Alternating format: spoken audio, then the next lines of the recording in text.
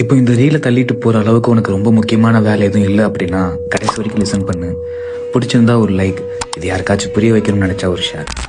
Valentine's வீக்கில் எல்லாரும் மோஸ்ட்டாக கப்புள்ஸை மட்டுமே ஃபோக்கஸ் பண்ணுற டைமில் இந்த சைலண்ட் ஒன் சைட் லவர்ஸ் எல்லாரும் மறந்துடுறாங்க. கமிட்டட் ரிலேஷன்ஷிப்பை விட ரொம்ப பெயின்ஃபுல்லானது இந்த ஒன் சைட் ஃபீலிங், ஆனாலும் ரொம்ப அழகானது. ஒன் சைட் லவ்னு சொல்கிறத விட அன்கண்டிஷனல் லவ்னு சொல்லலாம். ஏன்னா எதிர்பார்ப்பே இல்லாமல் அதிகமாக கொடுப்போம். இது ஒரு கர்ஸ் மாதிரி தெரிஞ்சாலுமே கூட இன்னொரு ஆங்கிள் பார்க்கும்போது இது ஒரு எமோஷனல் சூப்பர் பவர். இந்த அன்கண்டிஷனல் ஃபீலிங்ல என்ன ஸ்பெஷல்னா, we know where to stop. அவங்க வாழ்க்கையில் நம்ம இடம் எதுன்னு நமக்கு நல்லாவே தெரியும். வி நோ ஒரு லிமிட். சத்தமே இருக்காது, எக்ஸ்பிரசிவா இருக்காது, கிராண்ட் ஜெஸ்டர்ஸ் எதுவுமே இருக்காது, டெய்லி பார்த்து பழகிற ஃப்ரீடம் இருக்காது. அந்த லெவல் ஆஃப் டிசிப்ளின் வேற எதுலயுமே வராது. இன்னும் சொல்ல போனா செல்ஃப் கண்ட்ரோலோட அல்டிமேட் டெஸ்ட் இது. பிடிச்சவங்களை தூரத்துல இருந்து அட்மையர் பண்றதும் ஒரு தனி ஃபீலிங் தான். இல்ல எத்தனையோ டைம் நமக்குள்ள இருக்கிற ஃபீலிங்ஸை சொல்லணும் தோணும். ஆனா அவங்க எவ்வளவு அழகா இருக்காங்க, நம்மளதான் லவ் பண்ணுவாங்கன்னு ஒரு தாழ்வு மனப்பான்மை, உள்ள இருக்கிற ஃபீலிங்ஸ் எக்ஸ்பிரஸ் பண்ணனா இருக்கிற பாண்டோ இல்ல ஃப்ரெண்ட்ஷிப்போ போயிருமோன்ற ஒரு பயம் இருக்கும். அவங்க நம்ம லவ் பண்ணனாலும் அவங்களுக்காக என்ன வேணாலும் செய்வோம். அவங்களுக்கு ஒண்ணுனா ஓடுவோம், அவங்களுக்கு ஒண்ணு தேவைன்னா அவங்க கேட்காமலே பண்ணுவோம். அவங்கள பார்க்க போற அந்த ஒரு மொமெண்ட்டுக்காக இருக்கிற எல்லா வேலையும் விட்டுட்டு ஓடுவோம். டாக்ஸிசிட்டி, சண்டை, மிஸ் அண்டர்ஸ்டாண்டிங்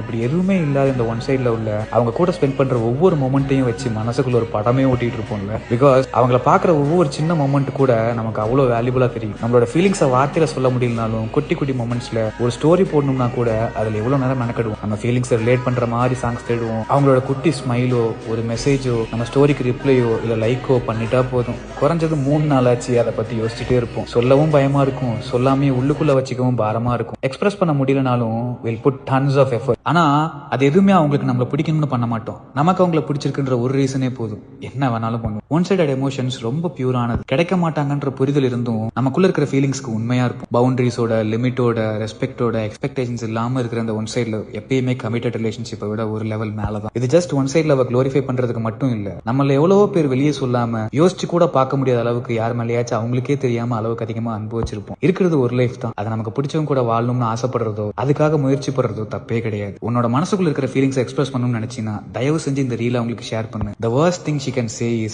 பிரதர், எனக்கு ஆல்ரெடி ஆள் இருக்கு.